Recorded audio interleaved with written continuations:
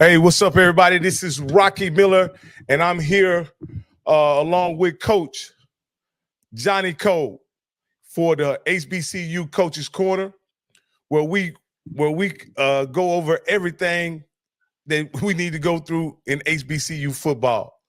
We're going to cover the SWAC and the MEAC along with a little bit of Dion today, Coach. Coach, last week you were out of pocket, I was out of pocket, and we just couldn't get together and get it done. So we took a week off, so to speak, and we're back at it again, man. And I couldn't wait for this week in order to, get it kicked off. I want to also go, we're going to go over our picks that we made last week. But before we do any of that, Coach, just tell me, how you doing, Coach? Man, I'm doing great, man. I had a week off, 2 weeks off for our fall break here in beautiful Arizona, and me and my girlfriend was able to travel around and get away and let her hair down, and we end up at the Prairie View Grambling game, and then we end up at the Alabama State Bethune-Cookman, because I always got to get that football, so I stay close to that football. So man, great. And then my brother them at Allen University is 5-1, the first time in the history of the school. So I'm always cheering for him. And the Colorado Buffaloes. You got to support Dion, and another African American coach is doing a great job, and you got my man up at Penn State, and also of course at Notre Dame. Man, they got upended this week. So you're always cheering for those guys who's very few, which is our African American head football coaches. So it was a good weekend, and I missed talking with you, and man, looking forward to it, and we got a lot to get into. Oh yeah, Coach, it's always a pleasure getting into it, and so we can kind of talk about 2 weeks of football this week, because we had our picks, and Coach, you did well, Coach. You did well. I want to let you know you did well. You did great. You were 7-3. The only 3 games you lost were the Morgan State game, the Norfolk game, and the Campbell. All those teams lost.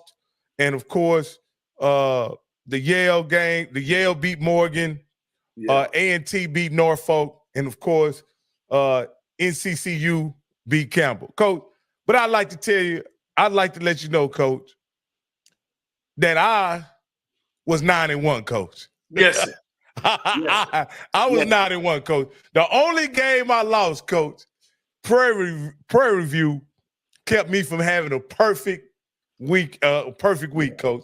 I got it all right other than Prairie View. You, of course, picked the G-Men, and they actually won the game. You actually, like you said, you attended that game firsthand, and that may have gave them that extra advantage they needed in order to get over the hump to beat Prairie View.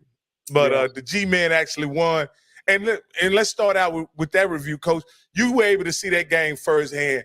What did you see from – I didn't think Hugh Jackson and the G-Men could put up 35 points against that Prairie View defense. They absolutely did. What did you see with that game? Well, I've been watching Grambling. I've seen them the first game of the year against Hampton, and they didn't win. But I've seen a different team. And Hugh Jackson is showing his coachability along with Coach Thornton, his defensive coordinator. They've been proven. They did a great job in the recruiting area. He moved a couple guys around. I thought the quarterback played well. They mixed it up real well on the offensive side of the end, and they played good, solid defense. And that game is a classic. It was 55,000 there. I want to take my hat off to Al West, who's the promoter of that game. And, man, I had a great time. And it was a good football game all the way to the end. Both coaches did a great job of having their kids prepared. And it was a great game to watch. Wow, Coach. But, yeah. Also, that same weekend, another pivotal game I thought was Alcorn was playing. Oh man, let me look at the schedule. We both picked Alcorn, and so that's why I don't have the other team. Let me get it up. But while you're discussing that, Coach, probably to me the game of that week, the game of week 4, was actually NCCU and Campbell, which NCCU got down really big early. Right. And then they came roaring back to win the game 49-48. What did you think about that victory? And what did Trey Oliver prove to you, him and his team prove to you over that? Well, I had a chance to talk with Trey, and his kids, he just said they kept on fighting. Once they realized that they could play with Campbell and not only play with them but beat them, and knew what the mistakes they were making, because they gave them those points real quick. And he said once his kids realized that we just got to calm down, play our brand of football.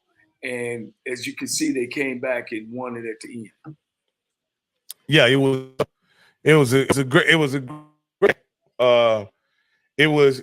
for a lot of the game, I thought that NCCU was out of it, and then all of a sudden they came roaring back, and it was, like I said, it was a great game. Campbell is a formidable opponent, you don't take a win like that lightly. What does that say about, they haven't started conference play yet, right? Right. Where does that position Trey Oliver? Well, we may as well go ahead and move into the next week, which the next week they end up playing Elon, right, which was a ranked FCS opponent. Right. And they defeated Elon, and they left no doubt about that game. Where does that position NCCU as they're headed into conference? Are they the favorite going in, or do you? Well, ain't no question. I mean, they're coming off a national championship, Black College national championship. They got their quarterback back, and most of some of their players. They end up losing an offensive tackle. He went and took a NIL. I want to say at North Carolina, and he left them, but they were able to replace him. And Trey and his staff, they do a great job down there. And ain't no question he's the favorite to win that conference. Last year they picked him almost last, and he snuck up on them and won it all. So he does a great job, and he has a great program. Just to recap the MEAC,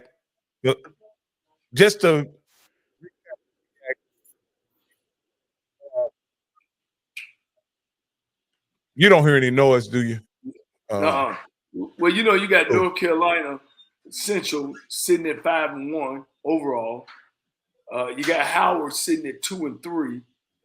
You got Norfolk at 2-3, and you got Morgan State at 1-4, which I thought would do better. He jumped off and beat a good comparable team his first year, and then of course Delaware State is bringing up the back at 1-5. So as you say, they got 6 games in, and they will start their conference play for the next 5 weeks, and it looks like North Carolina Central is way out there, at 5-1. They started really last year, and then they ran into old Buddy Pugh and got bit by the Bulldogs last year. So, you never know what's going to happen. At the end of the day, Coach, you probably know as well as anybody, trying to keep those 18 to 22-year-olds focused each and every week is a very difficult task. Well, that's the fun thing about college football. You never can really turn the TV off. I've been in games where when I played against Grambling State at halftime, we was down 34-17. And as you know, in Black College, after the band, everybody kind of was like, man, should we stay? Should we go? And actually, people told me that once we opened up the second half and we end up going right down and scoring, and they hear the crowd going, they start getting back out their car, coming back into the stadium. And as you know, we end up winning that game 45-41 in overtime. Okay, Coach. Also going, let's kind of switch gears and talk a little bit about the SWAC and review their week that we missed, right? They had a pretty big week. they had pretty much all conference games on the slate last week. And the first one I like, we could look at. Let's go over the game you were at. You were able to attend in person. You mentioned Bethune-Cookman traveled to Montgomery and played Alabama State. What did you see in that game, Coach? Man, both teams struggled offensively. Alabama State took the ball down inside the red zone at least 5-6 times that game and only came up with 19 points. Same thing with Bethune-Cookman. They went down there several times in the red zone and came up with nothing. At least Alabama State had a decent kicker. But so both teams struggled on the offensive side of the ball. Very good game. It was Alabama State's homecoming. Bethune-Cookman took a 7-3 lead and kept that lead for a while until Alabama State was able to score. So, Alabama State got some things to do on the offensive side of the ball. They got to be able to score more points than 16, 17 points a year. Bethune-Cookman, I thought quarterback-wise, I love the quarterback, but they got to be able to establish what I always say. They got to be able to establish what on offense. That run game, defensively they scrappy. They real scrappy. Alabama State got to get in and fit in of who they going to start at quarterback. I haven't seen too many football games where you play 3 quarterbacks. Wow. So I'm pretty sure that Coach Robinson and his staff knows what they're doing. I'm just here to analyze and go off of my experience and me playing quarterback position, what that means. When you got 2 other guys, all 3 of y'all are running in the game and taking snaps. I don't think that's a successful ingredient. Now, Coach, let me say this. Let me take a moment. If anybody would have the question for myself or Coach, you certainly can put your comments, put your question in the comments. We'll be happy to answer it. We're also going to take phone calls at some point if you're interested in calling in and asking Coach any questions. But Coach, I'd like to ask you a question. When you have a guy they brought in like Demetrius Davis, who was a very highly touted guy from a high level FBS program, and you bring him in publicly on the NIL deal, is there pressure to play a guy like that? Can you wait and allow him to develop? Or how do you manage that? Because they've given him a number of opportunities to play, for whatever reason, it's just not panned out up to this point. Right.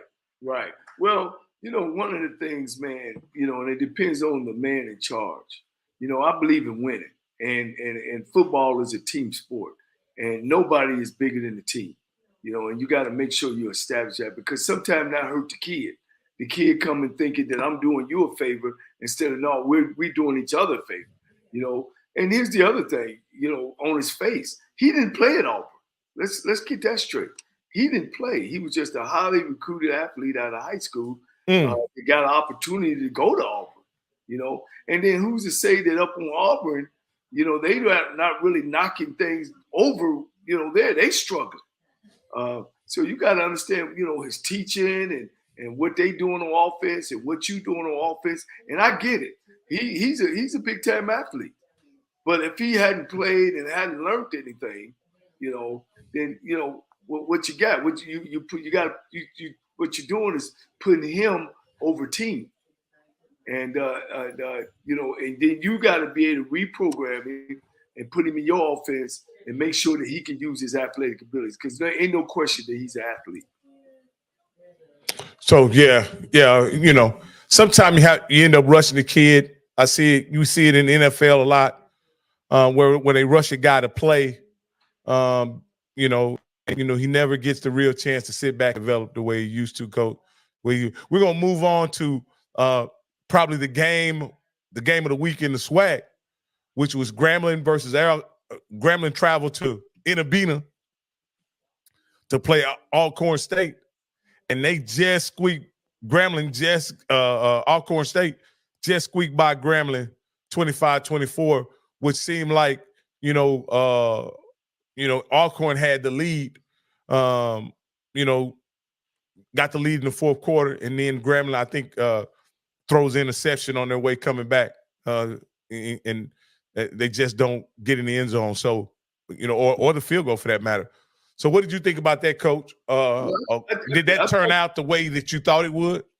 No, I thought Grambling would win the football game, and that throws a monkey wrench in that East. The West is already decided. You mean Florida, the East is decided?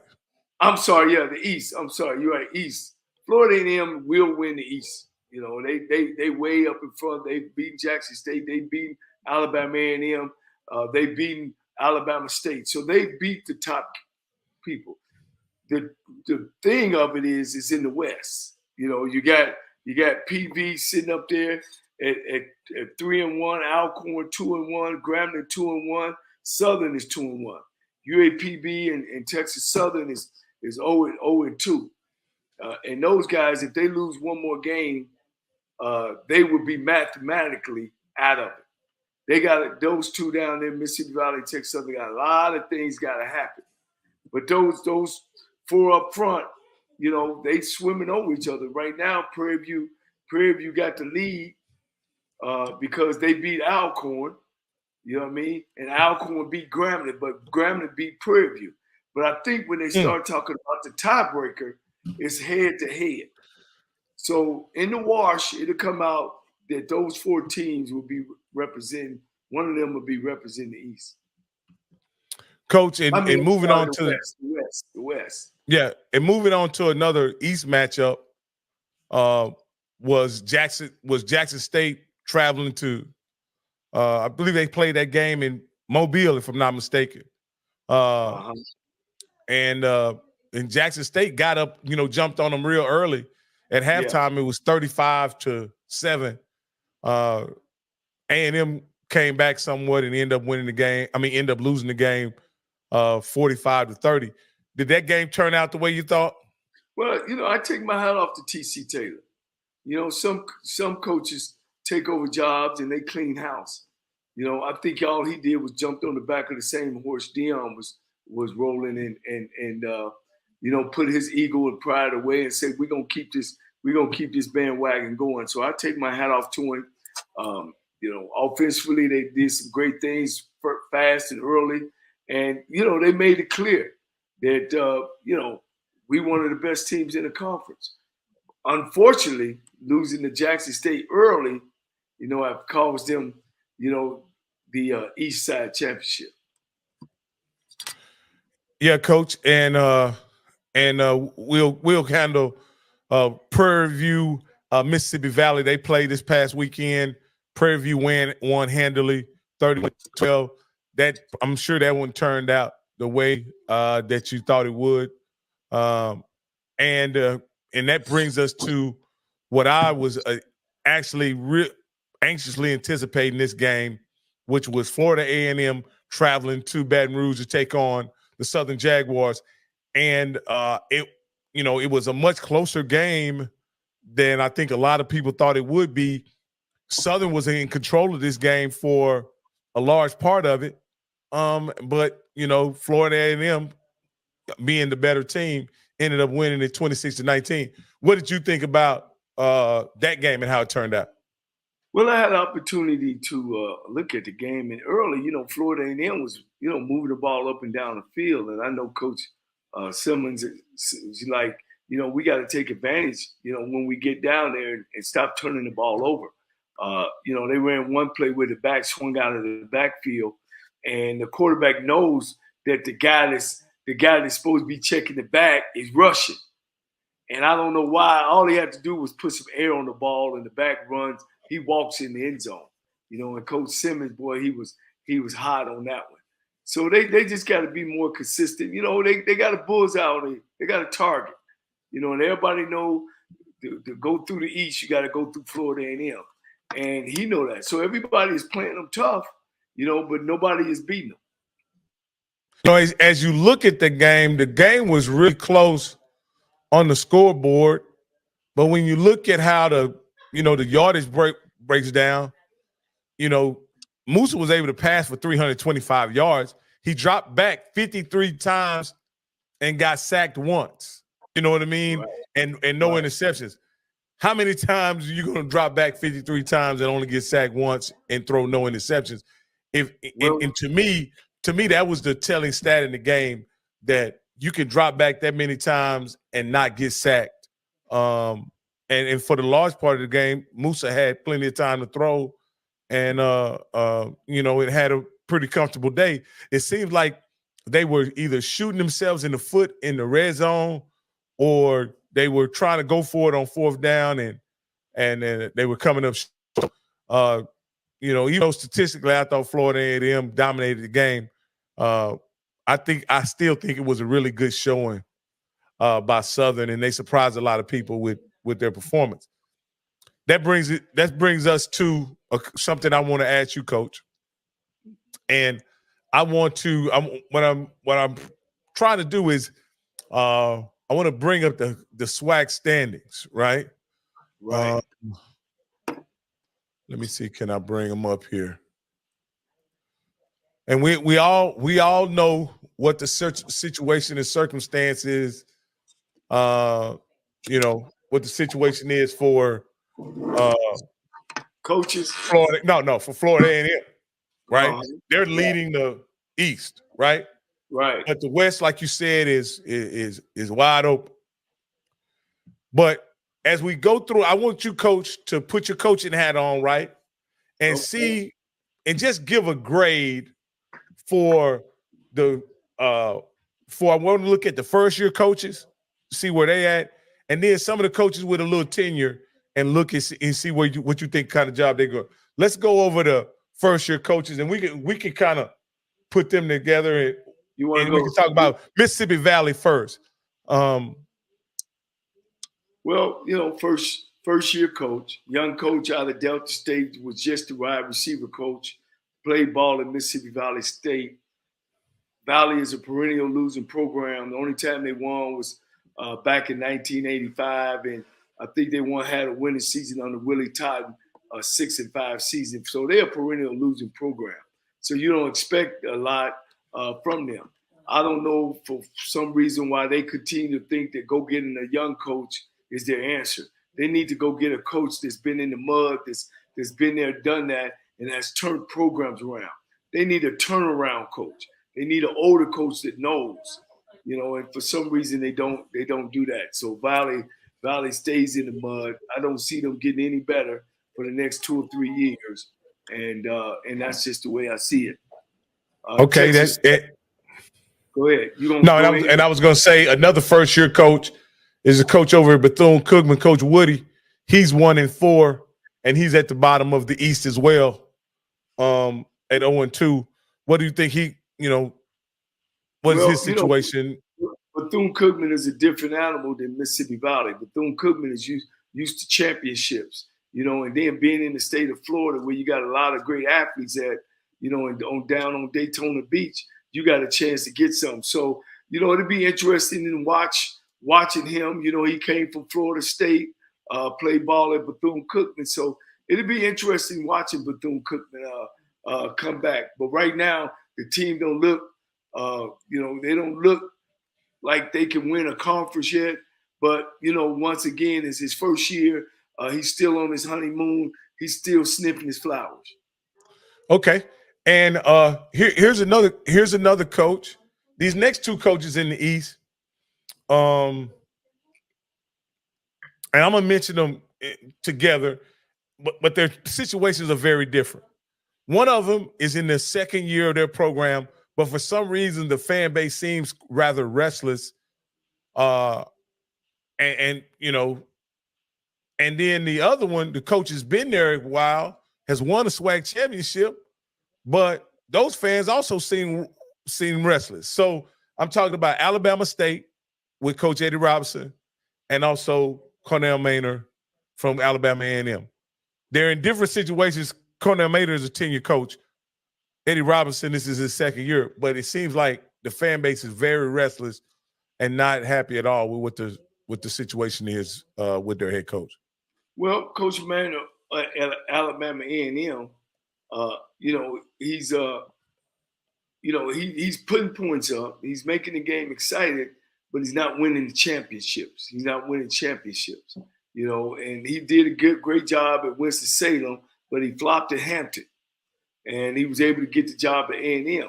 He does some great things over there, but, at the end of the day, you got to win championships. You got to win that Magic City Classic year in and year out. But he's got a good established program. He's had winning seasons, and that's what you can ask for.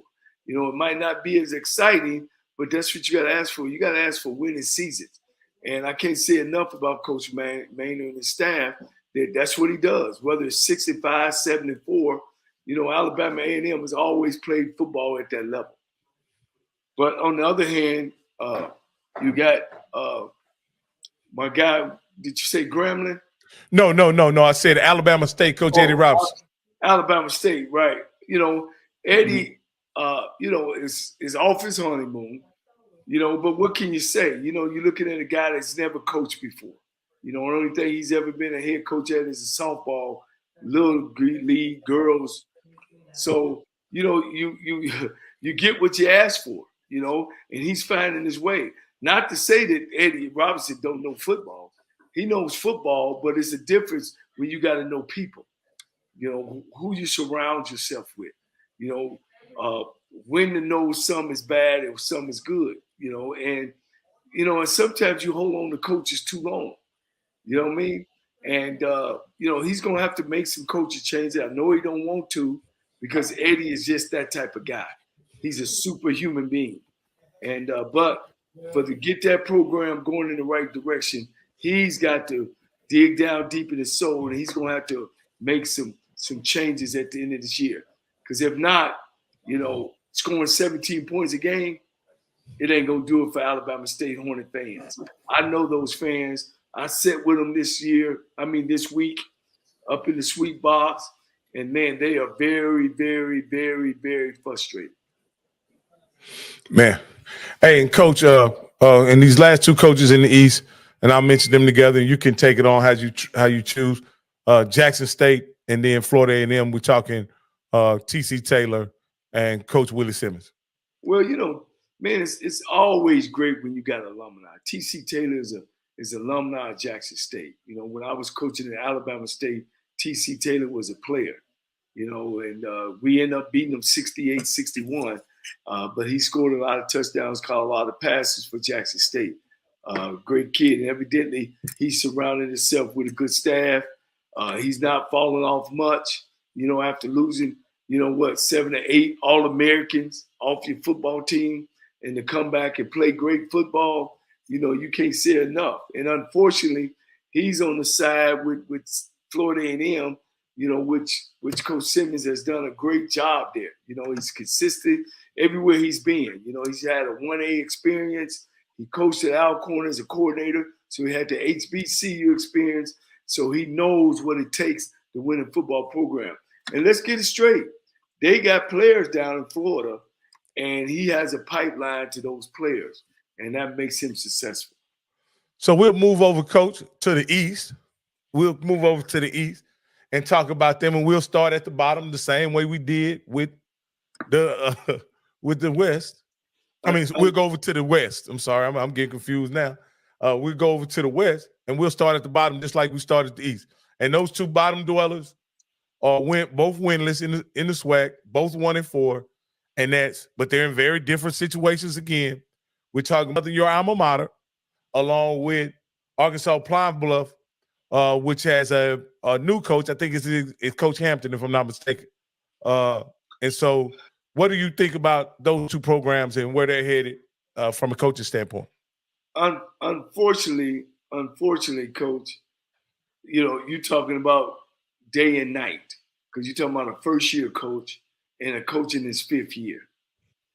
The coach in his first year is still on his honeymoon at Arkansas Pine Bluff, which hadn't really been a big winner in the SWAC conference, even though they've won 2 championships. And besides those 2 championships they won, they had losing football programs. So, you got to give him a pass. You got to let him come in and recruit his guys in and see where the program go. They playing good football. They beat Miles College. Alabama State lost to Miles College. That says something about his program. On the other hand, you're looking at Texas Southern, which is my alma mater, and I hate to talk about it, but it's true.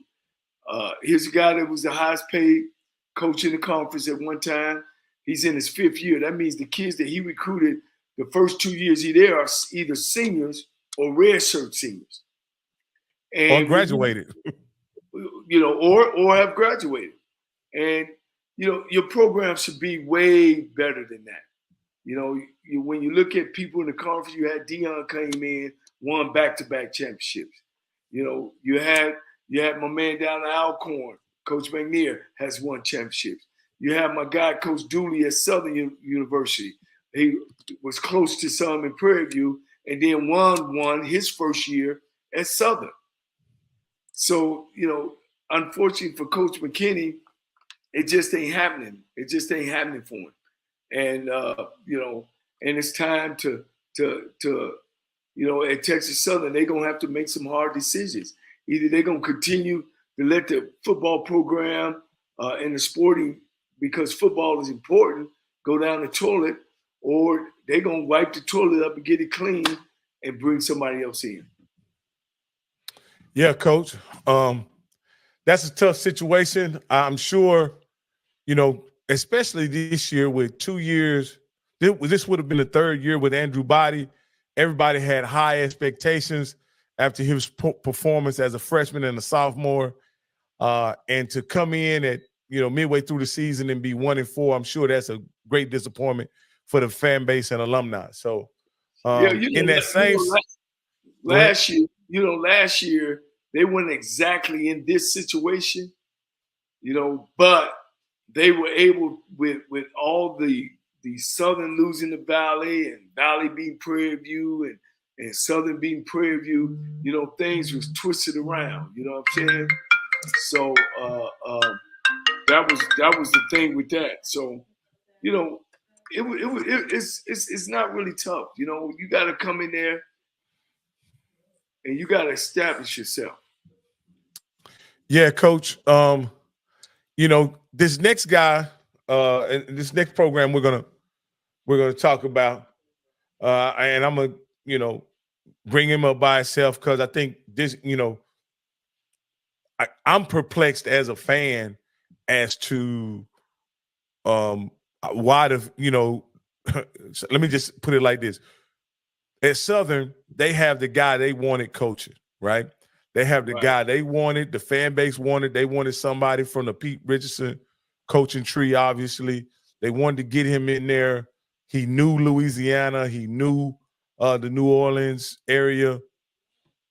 And he was brought in to coach an already talented football team. Right. After the first year, the fan base and alumni was extremely frustrated after 1 year. And that frustration has carried over to this season. They sit here at 2-3 in conference, 3-3 overall. At 2-1 in conference, 2-3 overall. However, on another show, a guy from Southern, Perry White, pointed something out. In less than a year, Coach Dooley has lost twice to Florida A&M and 3 times to Jackson State. In the situation, and that has utterly frustrated the fan base, Coach. So my question is, what does Coach Dooley need to do in order to turn around? Those are his people, and they're really frustrated with him. How can he turn things around for them and get them back on the Southern bandwagon? Well, there's no question that he's struggling down there. And one of the things with Coach Dooley, he's an offensive guy, and so everybody was looking for him to be really, really explosive. If one thing on offense, but they're struggling on offense right now. And, and one of the things that people don't know, his starting quarterback from last year just quit the team. He didn't want to play no more, and he just quit the team. So, that's one of the things that people don't know what happened to the program. I have my people who talk to me about what's going on in that program. And basically, that's what's going on.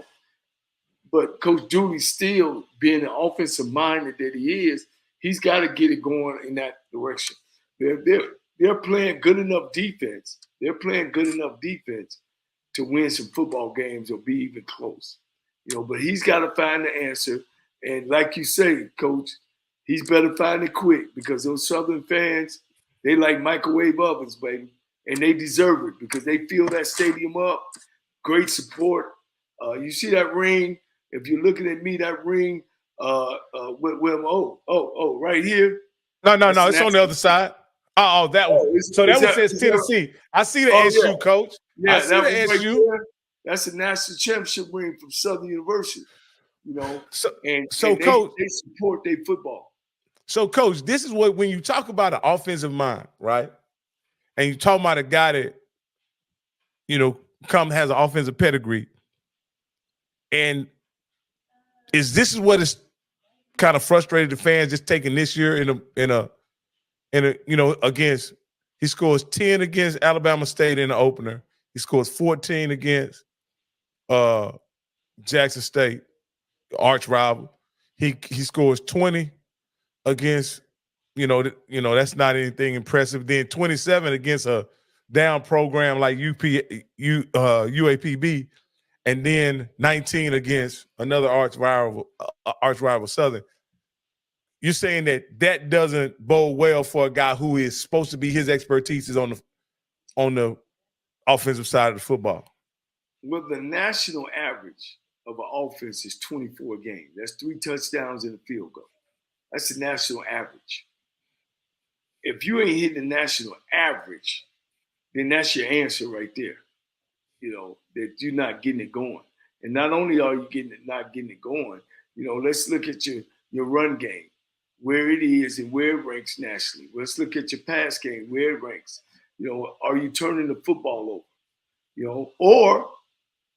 But I don't see this because I've been watching them play. The defense is not that bad, meaning that every time you get the ball, you got to go 80 yards. You got to go 80 yards.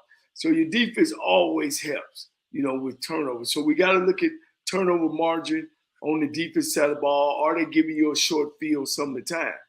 But when you're wearing Gucci suits, and I look, I love the way Coach Dooley, because he my guy, great guy, great family man, great man of God, But at the end of the day, man, when you play good, and he look good, he got to play good, And you got to win, because that's my kind of style. When he step out, he represents Southern University. He represents the alumni, and that's got to carry over to the field. Yeah. That swag has to carry over to the field. Yes. Coach Drip, which is his nickname, that has to at some point manifest itself on the football field for the fans to really buy into it. Up to this point, go ahead. You know what I call that? What? That's the fleas that come with the dog. You know what I mean? Hey, Coach, let me tell you something. I used to be sharp, Coach. But guess what? Hey, where's it at? You got those rings behind you, Coach. Yeah, and that makes a difference. Coach, yeah. Coach, you can wear, taking a note from Bill Belichick, you can wear a sweatsuit, and as long as you win, Coach, we can't be like that, man. I know that's not the men. We try to teach our young men. It ain't about swag, but it's about representation. Absolutely. We always got to be better. You know what I'm saying? So tell me about Pittsburgh. Pittsburgh Steelers, Coach, and then I'll say, yeah. Okay, Coach. Okay. Hey, Coach, in these next 3 coaches, I want to take on Hugh. I want you to have what are your thoughts about Hugh? You've got to see him up close and personal, see his program, see him in a big game. What did you think about him and his team as they are midway through their second year of their program? First of all, Hugh Douglas Coach Hugh Jackson. Hugh Jackson is a very intelligent guy. And He done great in the pros, even though he didn't get his just due. He won and he won at Green Bay and things just didn't work out. At the Raiders and Cleveland. But he's a very intelligent guy. I had an interesting conversation with a guy yesterday, one of my constituents, and told me that what Hugh did was he reached out and said, I want some of the best HBCU coaches. And he ended up hiring Coach Thornton over there. You see what I'm saying? So he didn't come in, and that's what happens. And I know we talked about getting in these conversations about these FBS coaches, and we'll get into that, of coming in and having the right idea about what I need. And, I always talk to you about if I'm the head coach and I'm sitting in the room and I know more than everybody, it's going to be a problem there. So I want to take my hat off to Coach Hugh Jackson. And, of course, he knows the X's and O's in and out. But he has hearts and people around him that can help him with the other stuff of being the head coach at Grambling. Yeah, I think, in my opinion, there was no problem that he was not going to have any problem with the X's and O's. What he was going to have a problem with is acclimating to the culture of HBCUs, which I think we should get in that conversation right now. The other two coaches I think are pretty secure, and it's pretty, Prairie View's in first place, Alcorn is in second place. Those probably are going to be the two programs that are going to end up, in my opinion. Them and great, could be Grambling as well, going to end up in the SWAC championship. But I definitely wanted to get in this conversation, Coach, because you just touched on it.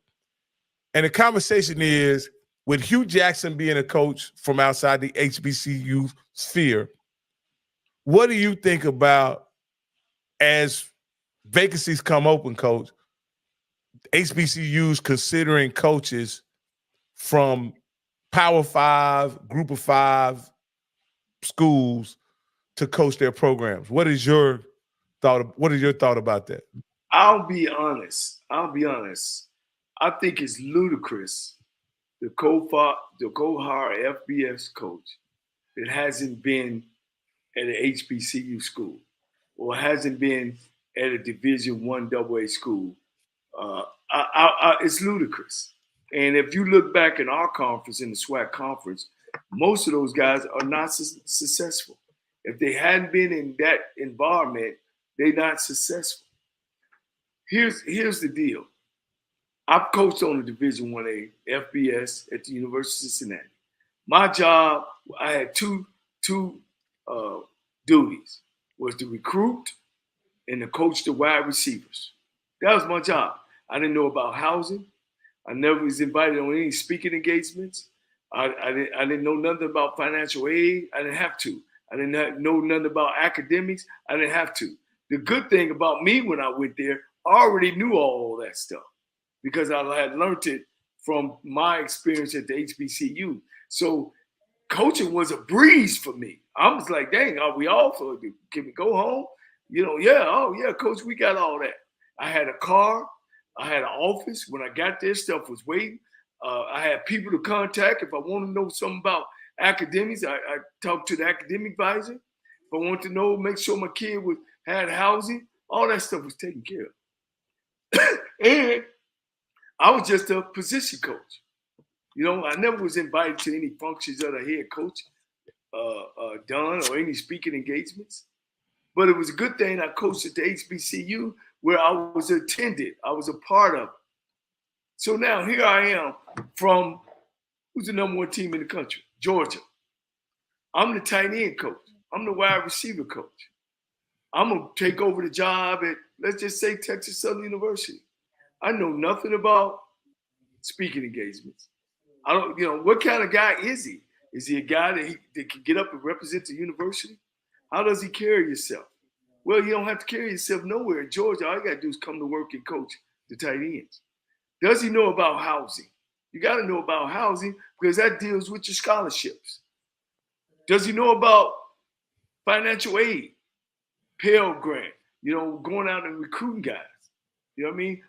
That plays a role in it. It plays a major role in it because you also got to be a business guy on Division I AA. All right, what does that mean? You get 63 full scholarships, but you can give money to 85 of them, but you can only sign 30 each year. So if I've never dealt with scholarships, never dealt with Pell Grant, financial aid, how I'm gonna mix stuff up. All right, then you come with, and I ain't talked about coaching yet, right? No, you haven't.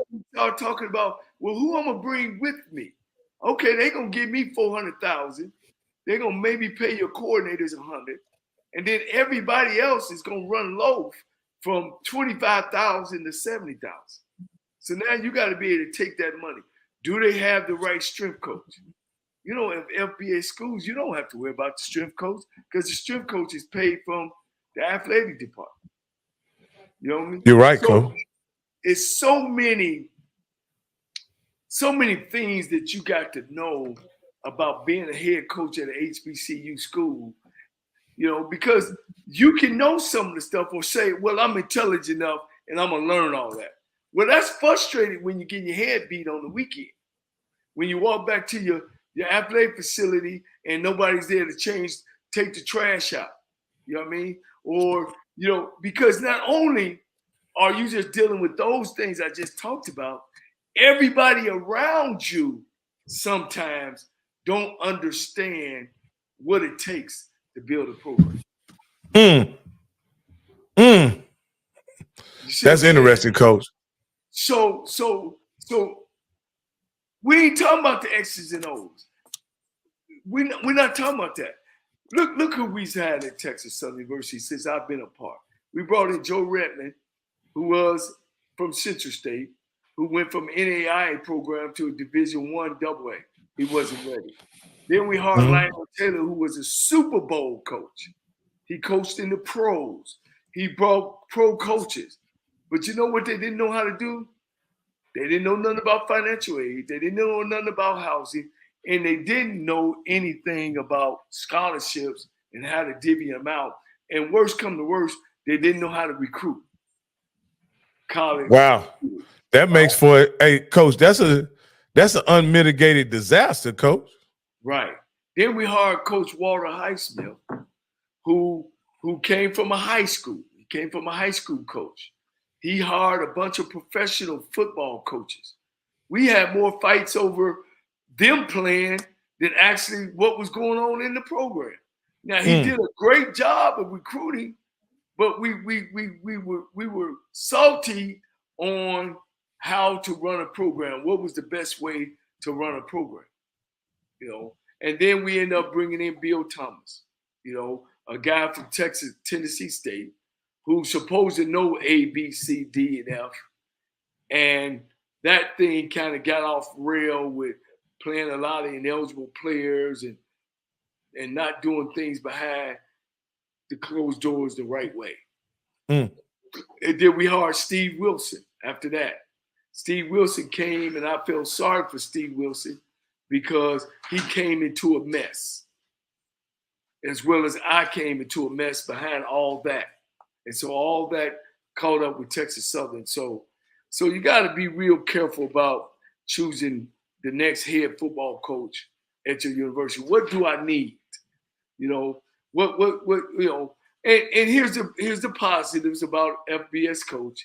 You bringing in a name guy, he's come from, let's just say he's coming from Georgia, or he's coming from Alabama. Everybody excited.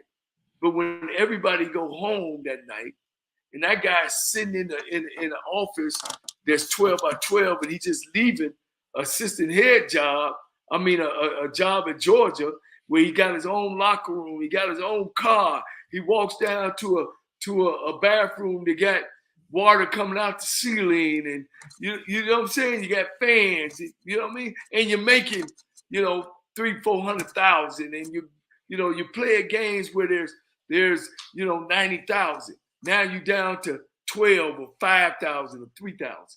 And then you're looking around and people say, hey, your housing list ain't in, coach. Well, we can't put this kid in the house. Well, now you got to take a transfer you in. Now we got to go find housing for him. See, this the real stuff, Rocky.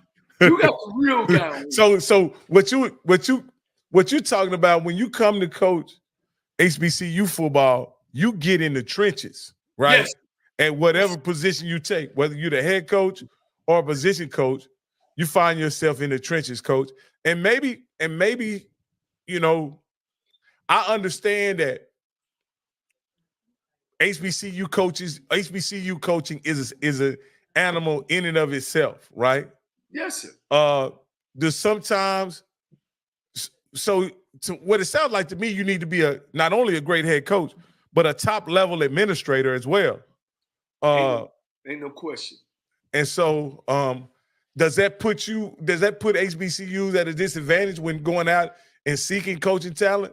Because maybe some of the X's and O's take a back seat to some of the football stuff. Well, you know, when on your interview, you know, you can't get caught up in names and titles and you know, FBS. You got to know the person. You got to hear what he's talking about. You know, I you know, right now, you know, I got several guys are asking me about the Texas Southern game. Job, and you know, it ain't open. And you know, I feel sorry for Coach McKinney, but you know, 5 years, $300,000, $1.5 million, and you've won 9 football games. I mean, come on. You know, you can only feel sorry for him for so much. But they're calling me about the Texas Southern job, and you know, it's tough. And you know, one thing I ask them all: are you ready to get in the mud? Because it's mud, coach, and you know, and all mud ain't bad mud. You know, down south they got that red dirt. You know, that red dirt down there. You know what I'm saying? So those administrators got to understand. I mean, look at Eddie George. You know, I mean, Eddie George, Heisman Trophy, played at Ohio State. You know, all that fanfare, but when it gets on that turf, you know, it's all about are you prepared? That Heisman, those all pros, they don't help him out when it comes to coach. Well, I will say this, coach, though he's not being given the fanfare that Deion had, and certainly he hasn't had the level of success that Deion has had. But I will say this, you know, in his third year, looks like he has a pretty solid program. He haven't proved to be a championship program, but he has a pretty solid program, and he seems like he's built it brick by brick. It wasn't an overnight kind of thing for him. Well, I'll take my hat off to him too as well, and I'm not going to be a critic without you know, being respectful. He's done some good things also, money-wise. Okay. You know, they built coaching offices. They've redone the field. So they've done some good things, you know, off the field as well. You know, but once again, that don't equal wins. That don't equal, because at the end of the day, the reason why he don't get the credit Deion got, you got to win, baby. Win, baby, win. Now you're absolutely right, Coach. You know this better than anybody. Coaching is a results-based business. You can do all the goodwill, fundraising, all that kind of stuff you can do. You can have the highest graduation percentage. You can have your boys out in the community shaking hands and kissing babies at the local hospital. But at the end of the day, it's about winning. And if you don't win, your alumni and your fans are not going to be happy, Coach.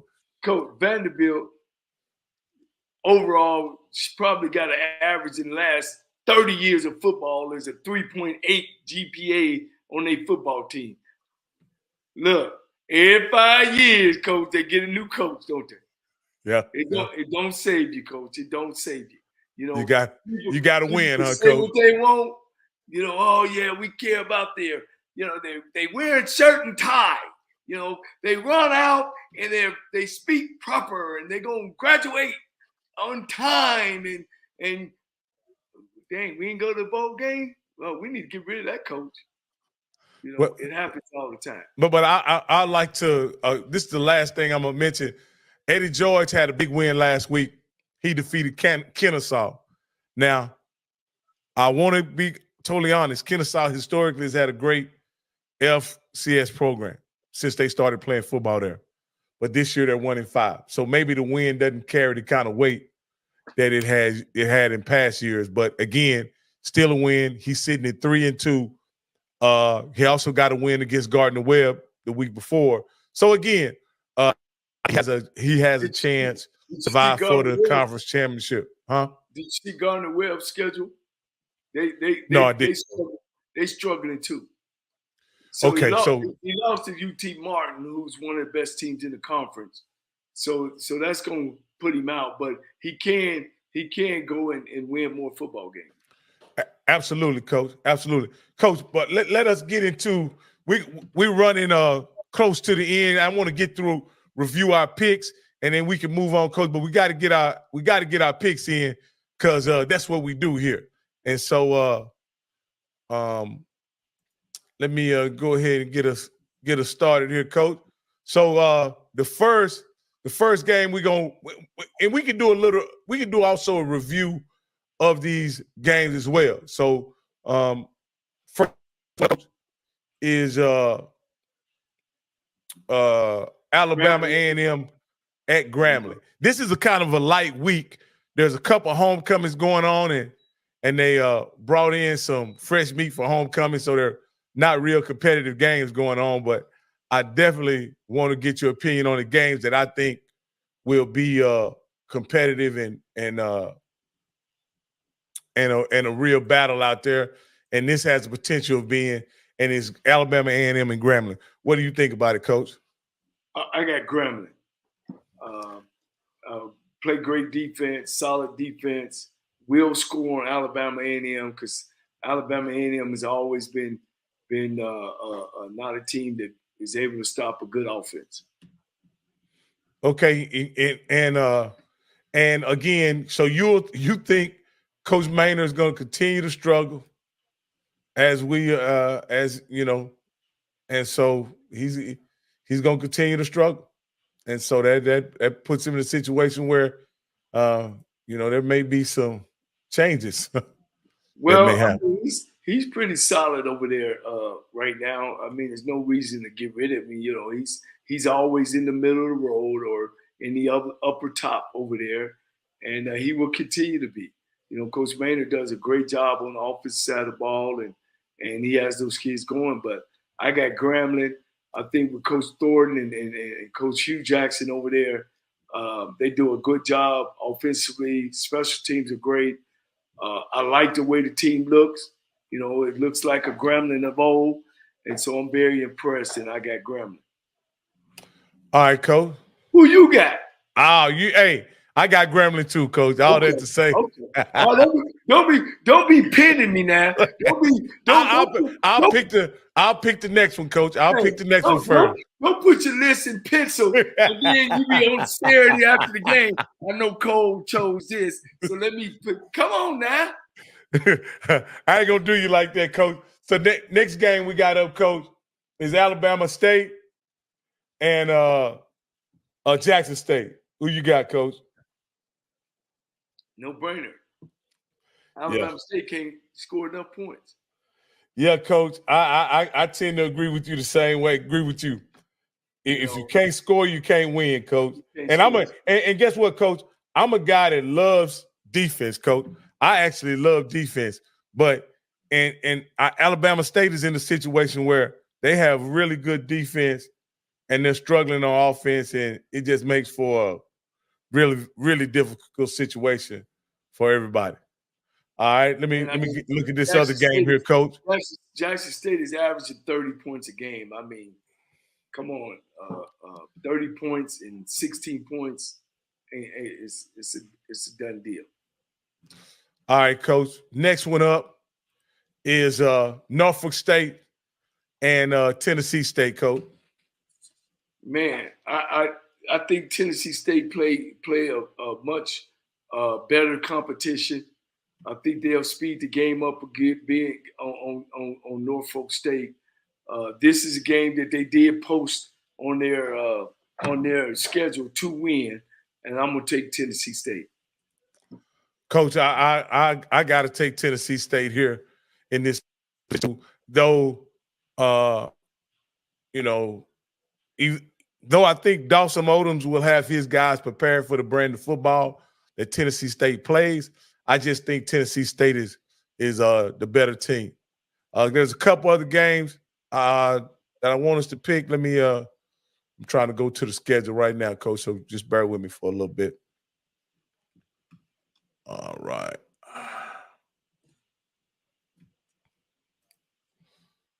We're gonna have to get you another computer, man. We need these people to come on and watch so we can make sure you up and ready, yeah, Coach. So the next game we got a MEAC game that I really want us to pick, Coach. It is Howard traveling to Harvard, Cambridge, Massachusetts to take on Harvard. What do you think about that one, Coach? Well, I think it's a good game, but Howard's playing some good football. You know what I mean? And so in that case, I'm gonna take Harvard. Okay, you going you said Howard, Coach? Yeah, I'm gonna take Harvard. Yeah, Harvard has a really good quarterback, Coach, and so I think they're going to do it. And we might as well do in South Carolina State. Who? South Carolina and who? Tennessee State is playing in Orangeburg against South Carolina State. Tennessee State is? Tennessee Tech. Tennessee Tech. And they playing who now? South Carolina State, old Buddy Pugh in Orangeburg. And who they Tennessee playing? Tech is 1-4. South Carolina is 2-3. I'm gonna take Tennessee Tech. I'm gonna take South Carolina. I'm gonna take old Buddy Pugh. I'm gonna go opposite you on this one. Okay. Let me get this other one covered. Get the swag up here right quick, Coach.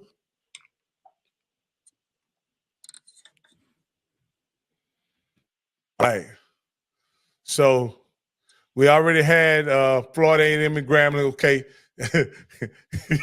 Coach, you called a game, the Toilet Bowl last week when Texas Southern was playing, I think Lincoln. I don't know who they were playing, but yeah, Lincoln, I think this is the real Toilet Bowl here. Arkansas Pine Bluff and Mississippi Valley. So who you got? Wow. I'm going to go with Pine Bluff. With your coach. Matter of fact, Coach, I'm gonna go out on a limb and take Mississippi Valley and Enid Bena. They playing in Enid Bena. I think they can pull it out in Enid Bena against Arkansas Pine Bluff. Yeah. Well, look, I won't be surprised because if you know anything about Enid Bena, in between Greenville and Greenwood, ain't nothing but cotton fields around. Man, you definitely can lose your focus, you know. But I got Pine Bluff over Valley. What about old Texas Southern and Bethune-Cookman, Coach? Now that's gonna be a good game, Coach. I think both of them on the same level. You know, they're trying to find themselves. Body don't play for Texas Southern right now. They brought in another kid from the Houston area that transferred in from Florida, Jason. It's gonna be up there. I like when I see Bethune-Cookman. I like the offense. You know, they do some good things. And the kids play. That's the thing about I like. Defensively, they real scrappy. Texas Southern is in a fog. You know, fifth year, we supposed to win. We got the quarterback that was picked preseason, second team all conference. Man, we just ready to go. We were right there last year, a game and really a quarter away, Rocky, from going to the championship game. Do you know that? Did you know that? Yeah. They were a quarter away, going into the fourth quarter, up 17 points, and lose to Alabama A&M. Yeah. Man, you know what I mean? And lose your quarterback, separated shoulders. So that built up like, man, we could go get it done. It's a lot of things happening. You lose your leader. You know, 5 years of promises. it's tough. It's tough in that camp right now, and it's up to Coach McKinney to try to pull all things together and get those kids prepared. Do they play them in Bethune-Cookman? They play them in Bethune-Cookman. Woo! I'm going to tell you, I'm taking Bethune-Cookman, Coach. What you say? I'm dancing around them. Man, I gotta go with them Tigers. I gotta go with the Tigers. Okay. We got two more games left, and we can end this, Coach. We got Lincoln and Southern. Oh man, come on, me and you can line up against Southern. We both gonna take Southern on that one, I'm sure. I ain't never seen a school just take ass whoopings, Coach. Just hey, anybody want to give an ass whooping? We'll come play. Coach, Lincoln is 0-7, and this is week 7. So they took a butt whooping on 0 week, Coach. They and they're startup program. And if I'm not mistaken, Coach, all their games are on the road. If I'm not mistaken, Coach, I don't think they've played a home game yet. So, and the last one is Prairie View against Houston Christian, formerly known as Houston Baptist. Prairie View is 3-3, top of the conference, and Houston Christian is 2-4. What do you think? Who do you think is gonna win that one, Coach? I'm gonna take HBU. All right, Coach. I'm gonna take Prairie View. I think Prairie View has just has more talent than Houston Christian. Houston Christian can run the football, huh? They definitely can run the football. And Coach, I like Conley. He's a playmaker back there. He can deal a little bit. I actually like him, Coach, and so we'll see. Hey, Coach, it's been a pleasure. We went about 8 minutes over today, Coach, but we owed him some time from last week, man, because we didn't come on, man. It's another amazing show. I've had a great time, Coach, and I'll let you take us out with our final words, Coach. Well, as you've seen, I was 8-3, right? And you were 9-1. That we do know football and we do know what we're talking about. And I'm going to give you the skinny about it. You're going to find the information, and I'm going to lay it out to you. I'm going to give you the fees that come with the dog. But as I always ended with, if you feel yourself at the end of the rope, tie a knot, hold on tight, because ain't nobody bad like you.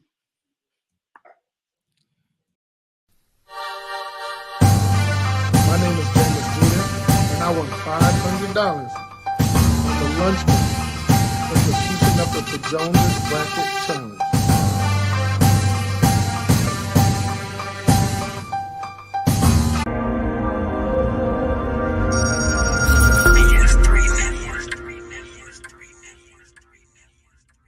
BS3 Network, changing the way you watch TV.